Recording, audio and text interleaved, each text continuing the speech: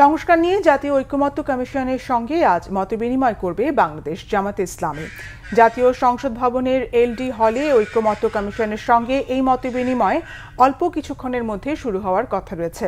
জামাতের পক্ষে দলটির নায়েবে আমির ও সাবেক সংসদ সদস্য ডাক্তার সৈয়দ আব্দুল্লাহ মোহাম্মদ তাহের নেতৃত্ব দেবেন।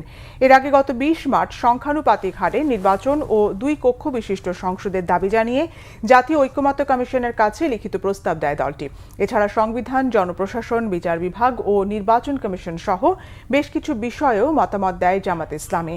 দেশের রাজনীতি, অর্থনীতি সহ বিভিন্ন বিষয়ে ঐকমত্য তৈরিতে কাজ করছে জাতীয় ঐকমত্য কমিশন।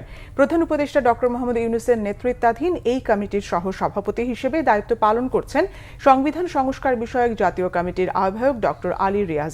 তিনি রাজনৈতিক দলগুলোর সাথে কমিশনের বৈঠকে রাষ্ট্রের প্রতিনিধিত্ব করছেন।